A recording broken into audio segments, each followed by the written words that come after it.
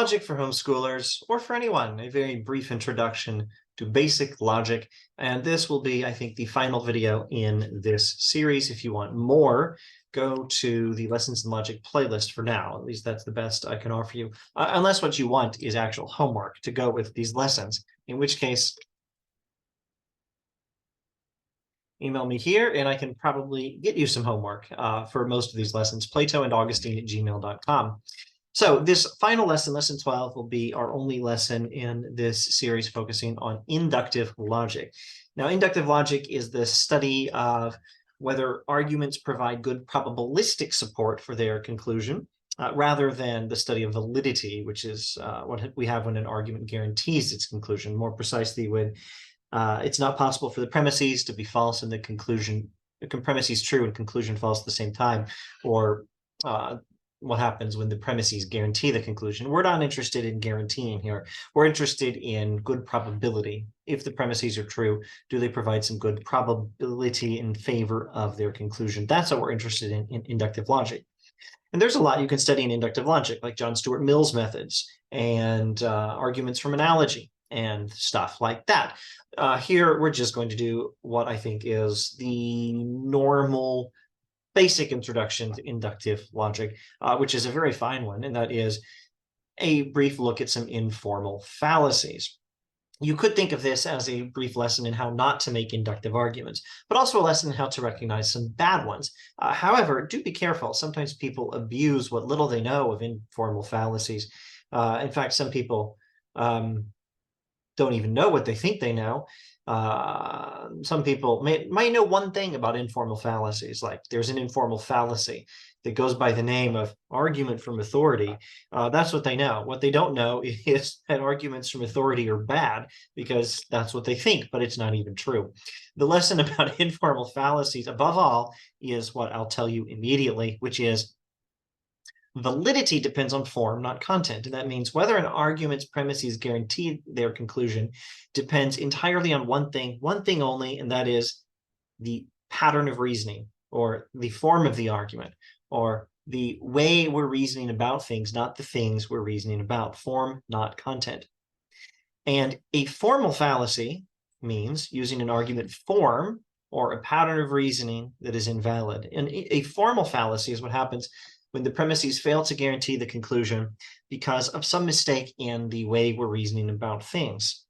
Spotting a formal fallacy doesn't require us to know anything about the content of an argument. All we need to know is the form. That's why we can test for validity or invalidity in an argument or prove validity in an argument by using symbols. Normal symbolization systems use capital English letters or Roman letters, using letters to represent simple propositions, or in the case of categorical logic, terms, and without even knowing what those propositions or terms even are. Like, I can give you an argument, if A then B, A therefore B, and tell you whether it's valid, and you can use the famous forms method discussed in the former video to know whether it's valid, even if you've forgotten or never even knew in the first place what atomic propositions A and B stood for. And of course, go back and watch that video or other videos if you need to understand what I'm saying when I say things like atomic proposition. I'm not going to stop and review that again. Now, that's validity. Depends entirely on form, not content. Strength is not like that. Strength means an argument's characteristics such that the premises make their conclusion probable but not certain. Strength depends largely on content, but also on form. That is to say, when we're doing inductive logic, what matters is not only the way we're reasoning about things, but also the things we're reasoning about. In deductive logic, whether categorical logic or statement logic or some other more advanced system like predicate logic that I've never explained on YouTube at all, with deductive logic, all you have to care about is the way we're reasoning about things, not the things we reason about. With inductive logic, you have to care about both of them. With inductive logic, you must have some skill of looking at the content of an argument. A lot of this can't be taught. It's just good judgment, and you have to have good judgment. And I'm not sure how much I can teach you. I can teach you as much of that as can be done in a logic class. An informal fallacy, then, is an error in reasoning that does not involve the explicit use of an invalid argument form. It involves something else. Now, as it happens, many informal fallacies fit the same common patterns, and the patterns have names. But you shouldn't just assume that there's such a thing as an argument from authority or an appeal to pity or something like that, which is a universal fallacy, and there's one logical fallacy, and it's this. Sometimes we talk that way. Sometimes I talk that way, but I probably shouldn't.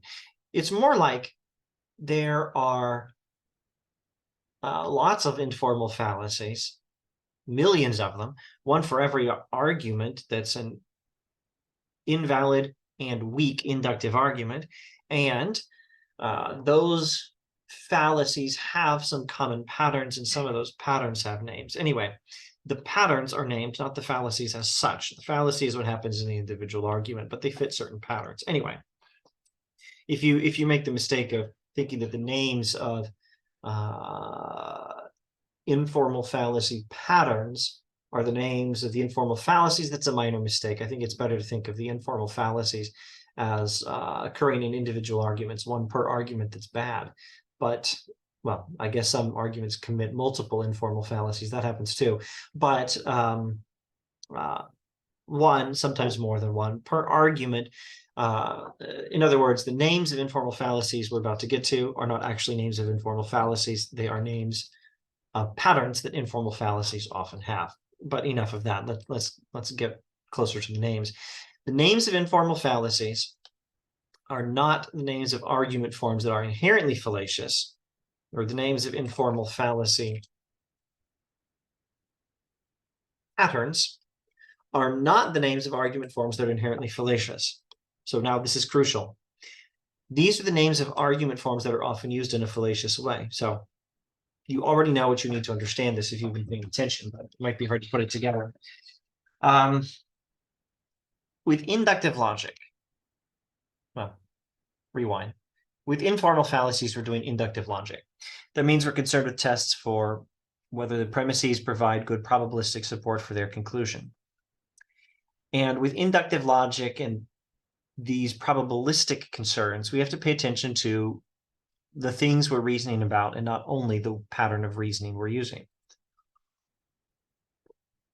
Now, that means that two arguments with the same pattern might be very different in terms of their strength. One might be fallacious, one might not be. The same pattern is used in a fallacy and then an argument that's not a fallacy, because you have to pay attention to the content of the argument. Let me give one simple example. Argument from authority. That's not the name of a fallacy. That's the name of an argument pattern that is often used fallaciously. So if I say, for example, Bertrand Russell was a brilliant philosopher of language, and therefore his views on Confucius should be taken seriously. That's probably a very lousy argument. But if I say, I'm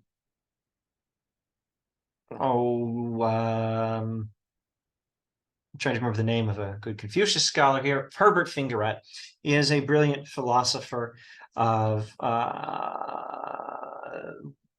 the history of Eastern philosophy. Therefore, his views on Confucius should be taken very seriously. That's a very good argument, but they have the same pattern. The pattern is so-and-so is an expert in such and says this thing about this topic. Those patterns, that pattern produces a really good argument in one case and a really bad argument in another case, but you have to pay attention to what the argument is about to tell the difference. In other words, every name for an argument pattern that is often used fallaciously, if we're talking about inductive logic, is just the name of an argument pattern that's often used fallaciously, not the name of fallacies, not even the name of a bad argument pattern. Many argument patterns, many arguments that use the same patterns are still good arguments.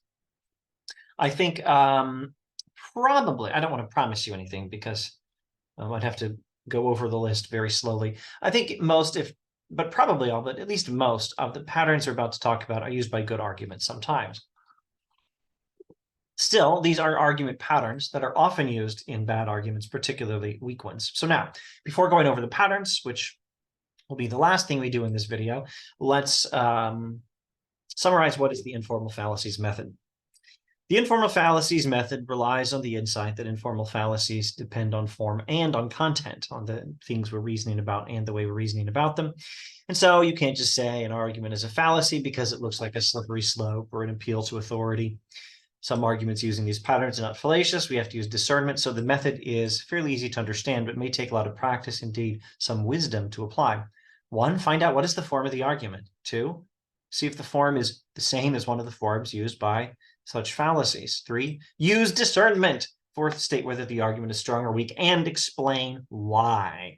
To go back to that other one, that other example, I could look at the argument. Bertrand Russell's a brilliant philosopher of language, and he says Confucius' philosophy is confusing and pointless. Therefore, Confucius' philosophy is terrible. I should interrupt myself to say, I don't know if Bertrand Russell ever said anything like that about Confucius. Maybe he did. I wouldn't be surprised. But I don't know if he did. That premise might not even be true. Nevertheless, we don't care if the premise is true, do we? We care about whether the argument has premises that, if true, would provide good support for their conclusion. That one does not. It's an appeal to an authority, but it's an appeal to the expertise of Bertrand Russell, who is not an expert in what he would need to be an expert in to give a good evaluation of Confucius philosophy. You need to be an expert in something else than mere philosophy of language. Although there are some topics in philosophy of language where you would be able to do a great job evaluating Confucius, but actually Herbert Fingerett probably should be categorized thus. Anyway, never mind, that's off topic. See if the argument uses one of the patterns that's often used fallaciously, but use discernment, and explain why. So how do you explain why in this case? You say, knowing something about philosophy of language is not enough for knowing how to evaluate Confucius philosophy. You have to understand Confucius philosophy specifically, and not just philosophy of language. All right, so now, before we actually look at some of these informal fallacy patterns, there are different ways to classify them.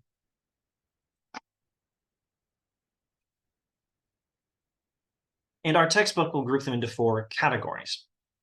Now, I may just give up at this point trying to say things precisely. I've said it enough, and it's not a big deal if you mix up the language and assume that appeal to pity is the name of a fallacy rather than the name of an argument pattern that's often used fallaciously. Anyway, there are different ways of classifying informal fallacy patterns, and my notes here say our textbook groups them into 4 categories. So I shouldn't say that, should I? We're not using a textbook. We're using my old notes. Let's see.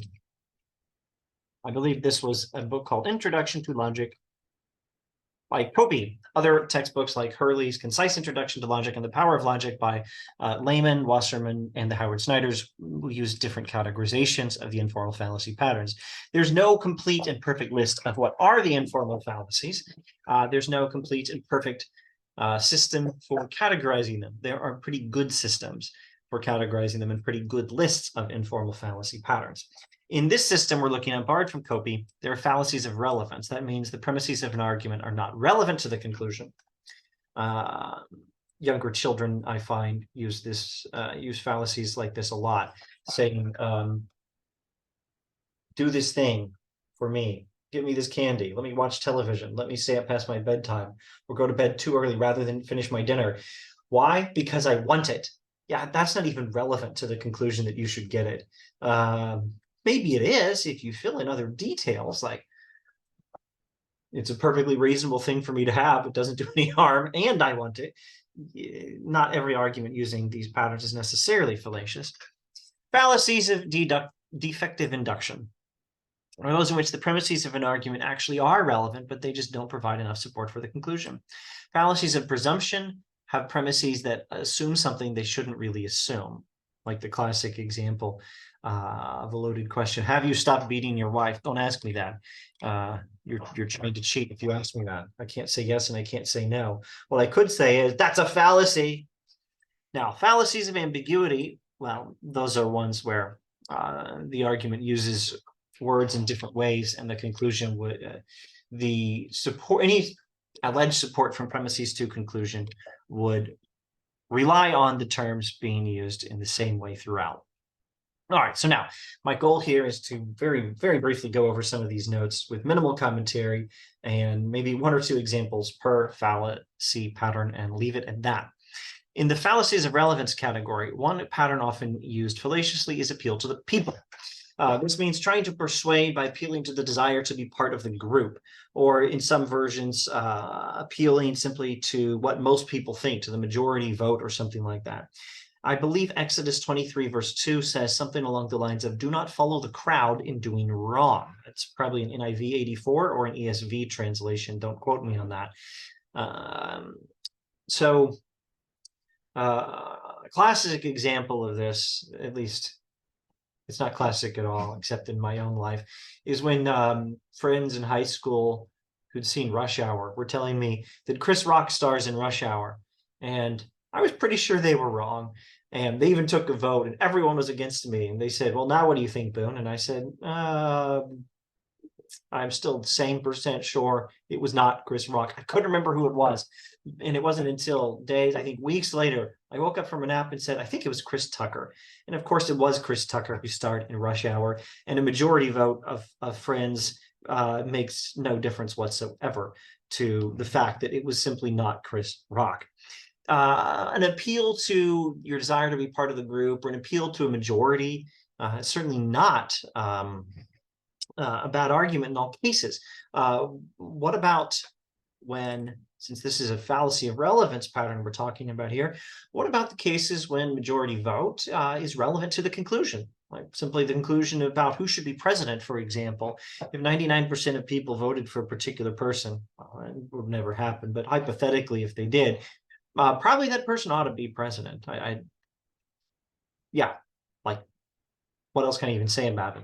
My brain's trying to think of, is there any way of making the Electoral College complicate that? No, not at 99%.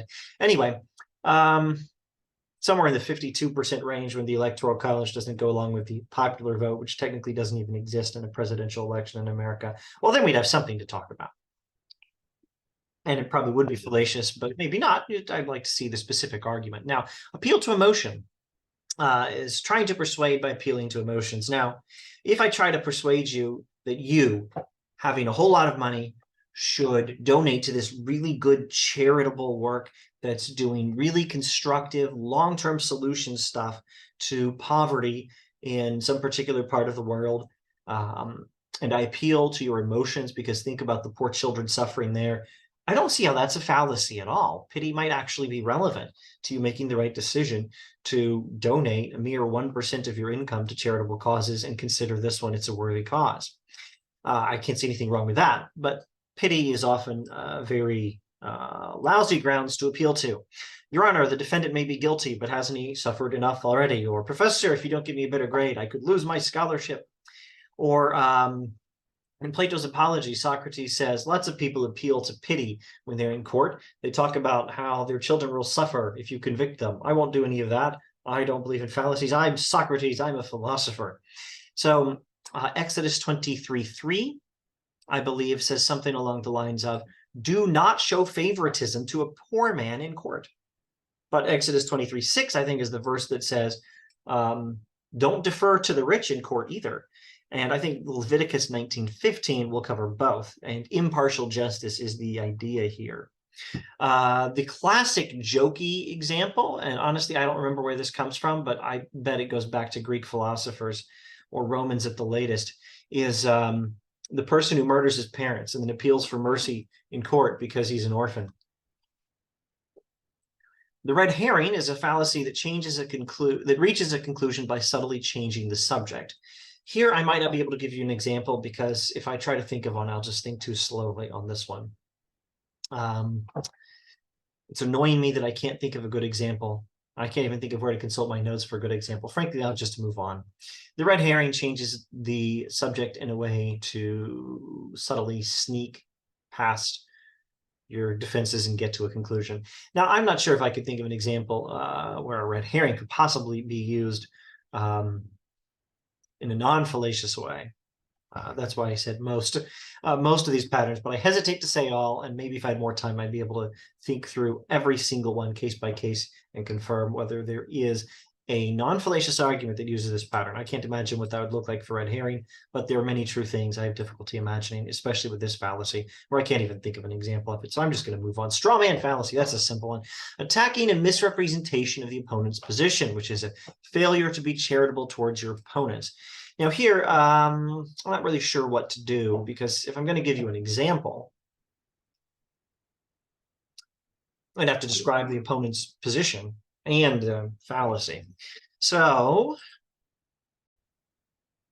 this is the sort of thing YouTube might not approve of, but here's a great example, and this probably has happened a number of times on the internet. I think I've been a victim of it myself. If person A asks some questions about election security issues, or points to evidences of some category of votes illegally cast or counted, probably that person has been attacked on the grounds that he was in favor of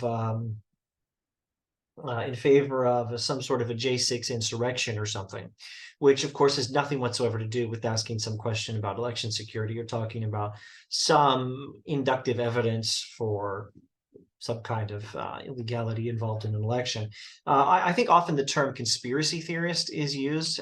Sometimes conspiracy theorist is used as a straw man fallacy, but probably I shouldn't say anything else about that, because when I say that, I keep thinking, no, there's another fallacy there. Anyway, misrepresenting someone's remarks on election security as some sort of support for elaborate conspiracy theories about Venezuelan vote hacking, or support for some sort of insurrection. That sounds like a straw man fallacy to me. But also you could do it the other way. Someone who challenges the stronger versions of election security concerns by saying, oh yeah, so clearly you don't want us to protect our elections at all. That also sounds like a straw man fallacy, where the position is, let's not get carried away here with these allegations of election cheating. And the misrepresentation is, oh, so clearly you don't care about this issue at all. All right, the ad hominem fallacy is an attack against the person. This means attacking the person making an argument instead of attacking the actual argument. Now, this is not in every case fallacious. I'll give you a good example, my favorite example, in a moment. The abusive ad hominem is typically a direct personal attack. Some textbooks will make a distinction between different varieties of ad hominem. The circumstantial ad hominem tries to discredit by calling attention to the opponent's circumstances. The tu quoque ad hominem can be classified as a circumstantial ad hominem. This is Latin for, yeah, and you too. The tu quoque is charging the opponent with hypocrisy or inconsistency. So let's see, good example.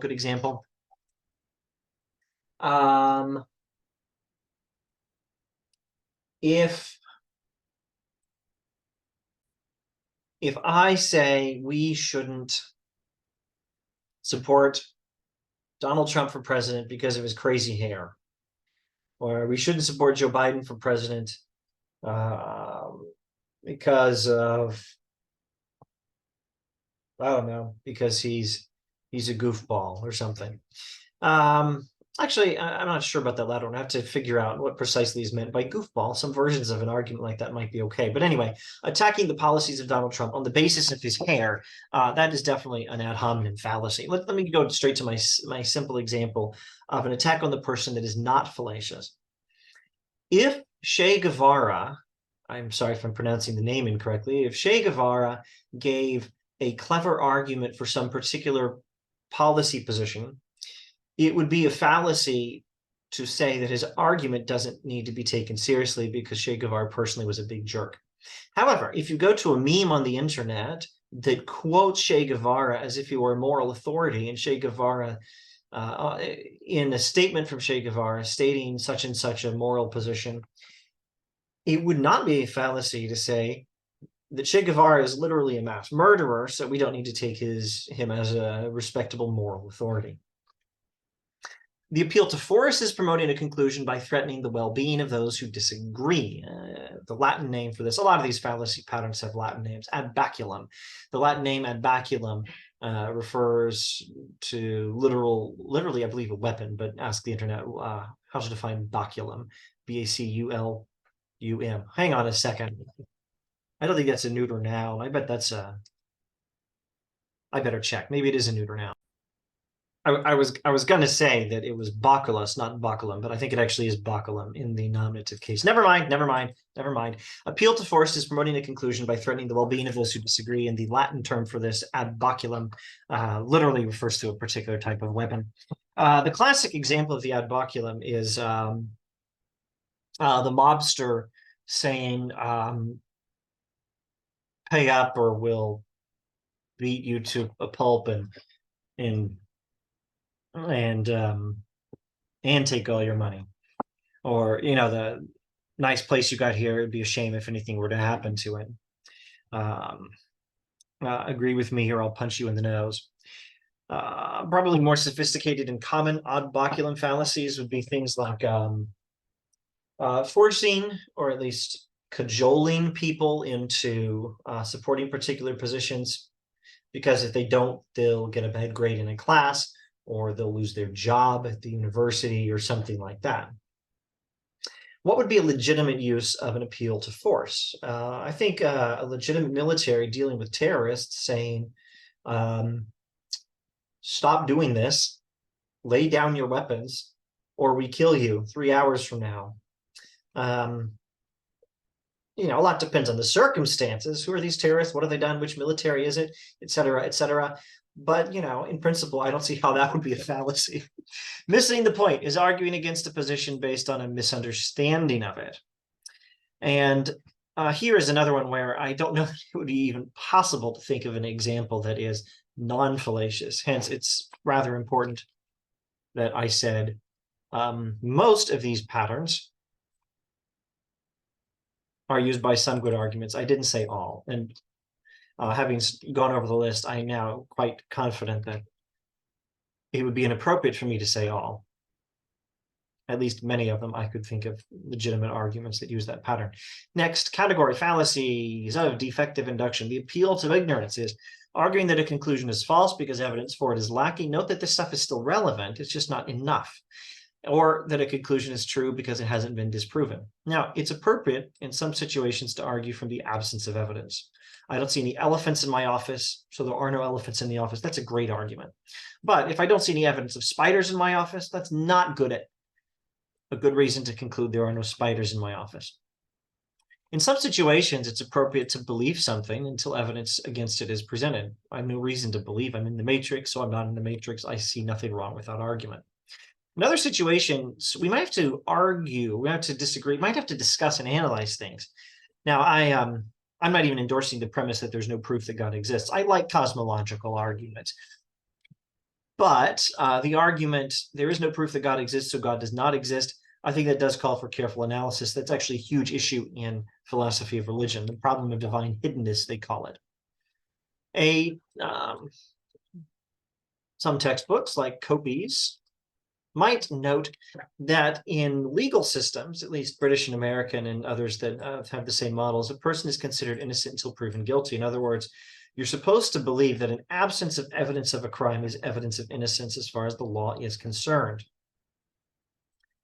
The appeal to unreliable authority means drawing a conclusion from an authority without expertise. Celebrity endorsements of political candidates would normally be examples of this type of fallacy. You have to ask, though, whether an authority has any particular knowledge of the subject matter. The fallacy is appeal to unreliable authority. You can appeal to my authority on some topics in the study of logic or Augustine or the history of Western philosophy and a few other things where I actually have some knowledge. I'm an expert or at least somewhat knowledgeable. But appealing to a celebrity on whether you should vote for a particular candidate is rarely going to be non-fallacious. My notes were written originally way back in the 2008 election, so Matt Damon. I don't remember anything about him endorsing Obama, but you know, it's the sort of thing Hollywood celebrities were probably doing at the time. And I believe there's a country singer called Hank Williams Jr. who was endorsing John McCain. And those are arguments to their authority.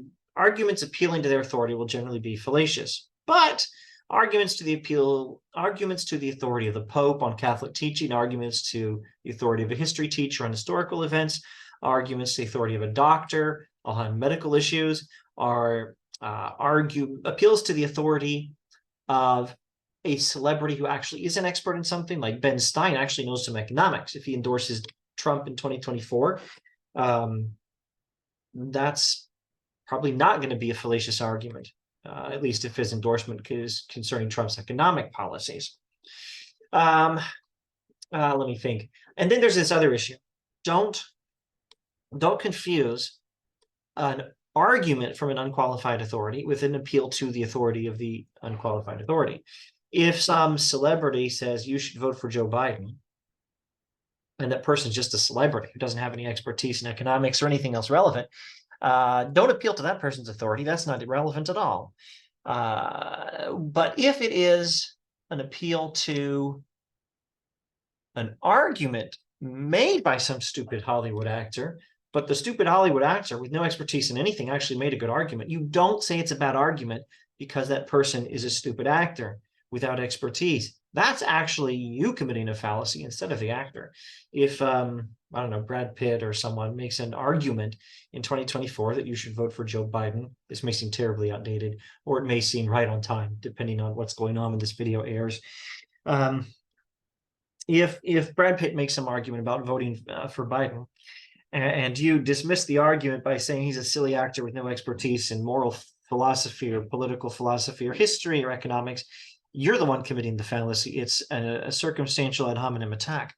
But if Brad Pitt says you should vote for Obama, and that's all he says, well, that's not even an argument. That's just him saying something. It's an unsupported assertion. But if someone else said, vote for Obama because Brad Pitt says so, I'm sorry, I switched back to 2018. If someone else says vote for Biden because Brad Pitt says so, that's totally a fallacy. Just as long as Brad Pitt didn't actually make an argument. But if he does make an argument, you got to evaluate the argument on its own terms, not on the terms of the person who's making it, because then you'd probably be committing an ad hominem fallacy. An important version of the, false cause fallacy is our next one, which is arguing that one thing is the cause of another without sufficient reasoning. The post hoc ergo propter hoc after this, therefore because of this fallacy is a version of this. That means reasoning that one thing causes another just because it came after it. Example, roosters cause the sun to rise because they're always making noise at sunrise. And the false cause fallacy is not always fallacious. If I say, this may be factual based on my actual memories, and I may be botching the details thoroughly. But if I say to you that not long after the Reagan tax cuts, there was a huge growth in GDP and even in government funding from increased tax revenues from a growing economy. And the third quarter of 2003, shortly after some George W. Bush tax cuts, there were enormous gains in gross domestic product. Therefore, tax cuts are good for the economy. That might be a post hoc ergo propter hoc version of a false cause fallacy. And it might be a pretty good argument. And the way to know for sure is, well, in addition to checking your facts, find out if the premises were true there, because what do I remember? Not much. In addition to that, you want to see, well, what is the exact nature of the argument? How much of an increase? And you want to evaluate it by looking at the content of the argument and see if in other similar situations there were similar increases in gross domestic product, et cetera, et cetera. The slippery slope fallacy argues that one change will lead to another change, which will lead to still other changes and ultimately to a very bad result. Now, this is, again, not inherently a fallacious argument pattern. If I say, let's not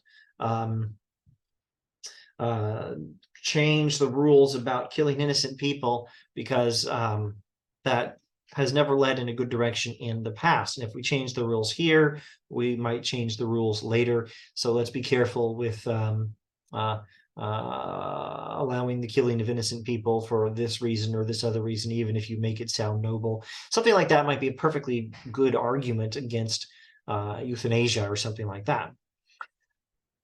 But then there's the argument where the boss of Dilbert says, if we start breaking rules around the office, pretty soon murder will be legal. Yeah, that's a slippery slope fallacy. You have to look at the details of the argument. Finally, in this category, hasty generalization is arguing that all the members of a class have a certain characteristic just because one or a few members do. Since the word hasty is built into the name of this pattern, I think probably won't be able to find an example where this is fallacious. But generalizing based on a few is not always going to be fallacious. Two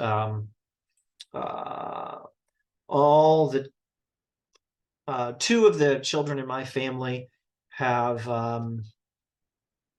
a similar skin color. Therefore, all the children in my family will have the same skin color. That's not a bad argument. That's not a hasty generalization. But if I argue that, all the Boone kids are jerks because one or two of the Boone kids might have had a behavior problem that one time at Thanksgiving, that's a terrible argument. Fallacies of presumption include the fallacy of accident, which is carelessly arguing from a generalization to individual cases which the generalization does not cover. That's like reasoning, that's like a hasty generalization in reverse. Now, you can argue from a generalization to individual cases in a perfectly responsible way, like Democrats tend to be liberal or progressive. So-and-so is a Democrat, therefore so-and-so is liberal or progressive. Not a bad argument. But I could say Democrats are increasingly very liberal or progressive, and they're often super woke. Therefore, Steve is super woke, where Steve lives in Friendswood, Texas, where even if there are Democrats, probably a majority of Democrats in Friendswood are not, in fact, super woke. All right. The complex question, also called the loaded question, is inserting an unwarranted claim into a question. If I say to you, did you enjoy the unicorn exhibit at the zoo? I'm assuming there's a zoo, it has a unicorn exhibit, and you've been there. Depending on who you are and where you live and whether there's a zoo, some of those might not be bad assumptions, but there's no unicorn exhibit at your zoo, so that's still a bad argument, a bad question. That's a fallacy. Note that some of these fallacies can occur in things that aren't even arguments as such. And the classic example, again, is, are you still beating your wife, or have you stopped beating your wife? Let's see. What if I ask you, though, what time is it? I'm asking you a question that assumes that there is such a thing as time, that we are in it, and that you have some way of knowing where we are in it. That's probably a very reasonable assumption, assuming you're like most people these days, and you probably have some sort of a timepiece on your wrist or in your pocket. You probably have a watch or a cell phone with the time on it. This argumentative strategy, the complex question, even if invalid argumentation and indeed weak argumentation, is sometimes said to be used legitimately in a courtroom to trick a witness into giving something away. Like in the movie Legally Blonde, where I sure could botch an actor's name, but maybe it was Luke Wilson, asks a guy some softball questions. What's your name? What's your, I don't know, where do you live? What's your blood type or something? And the guy gets off his guard asking simple questions. And then the lawyer asks him, what's your boyfriend's name? And he blurts out the answer. And in fact, even though this witness was gay, the crime he was covering up involved him having some alibi where he was totally heterosexual or something. I don't remember the details. The movie Legally Blonde has an illustration of this point that I'm highlighting in this short paragraph here. Begging the question is making an argument that assumes the truth of what the argument is trying to establish, or arguing in a circle. Some textbooks might introduce a very subtle distinction between begging the question and arguing in a circle. I don't care. A valid argument might commit this informal fallacy, like Alvin Plantinga, the philosopher, plays around with the argument, either God exists or 7 + 5 = 90. 7 + 5 does not equal 90, therefore God exists. Well, if the premises are true, the conclusion is definitely true, but it sure seems like it's circular reasoning. Anyway, the phrase begging the question is dreadfully misused. We always say begging the question, or that begs the question, when we mean that raises the question, that leads us to the question.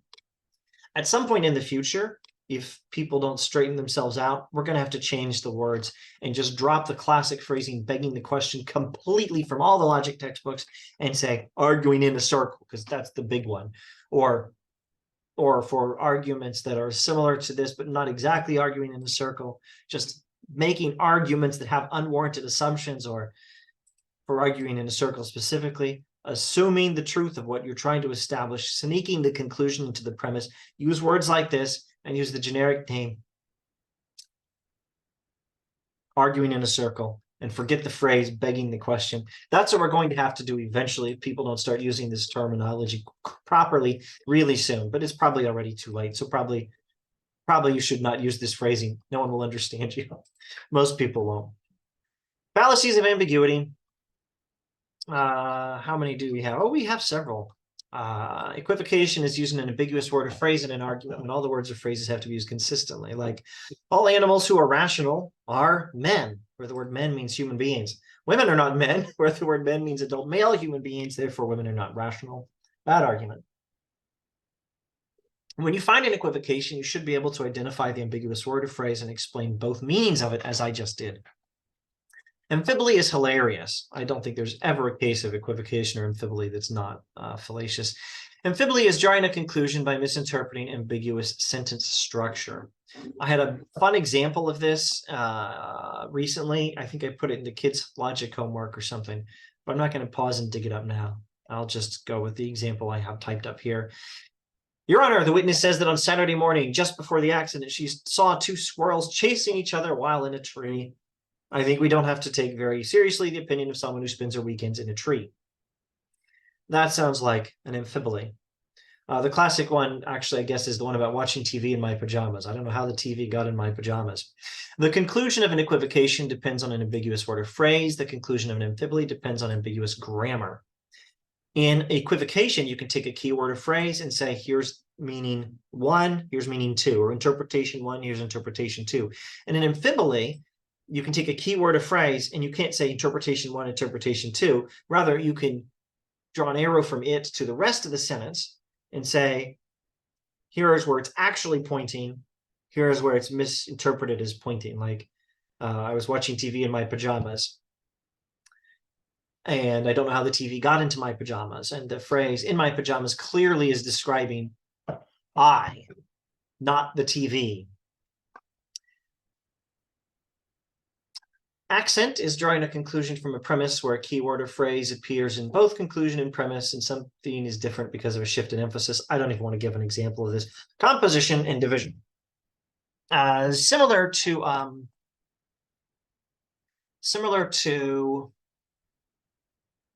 hasty generalization and accident, but subtly different, and probably some textbooks will not make these distinctions.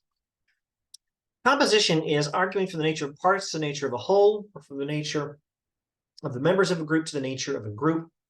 And division is arguing from the nature of a whole to the nature of parts, or from the nature of a group to the nature of the group's members, but in a fallacious way. So the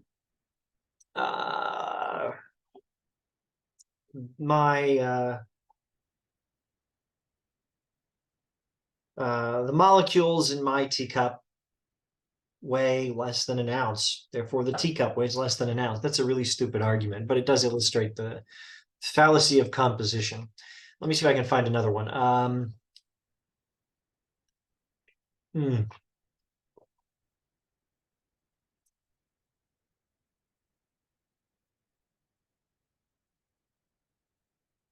Christians have noses, therefore Christianity has a nose. That's a fallacy of composition. All right. Observe that arguments using the same sort of pattern can be totally legitimate. The weight of the molecules in my teacup is greater than, I don't even know what word to use for something that's small. Well, I don't know if the premise is true, but each individual Cheerio in here weighs 1 ounce. Therefore, the set of Cheerios weighs more than an ounce. That's the same argument pattern, totally not fallacious. All right. Division, one good illustration, one bad illustration.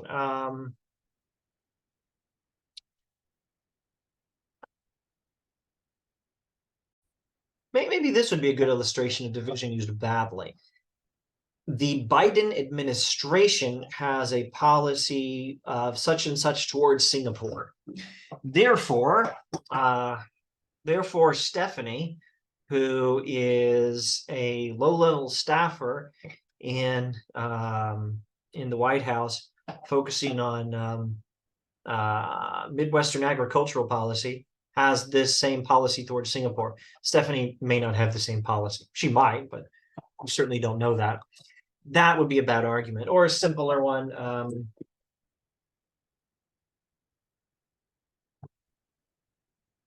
The sticky notes are yellow, therefore all the electrons that make up the sticky notes are yellow electrons.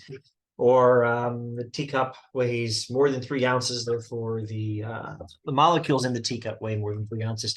And I'm done. I quit. That is all. Thank you for watching. Do let me know if you watched the whole series, Logic for Homeschoolers, and what more you might be interested in, particularly if you are like me in a homeschooling family.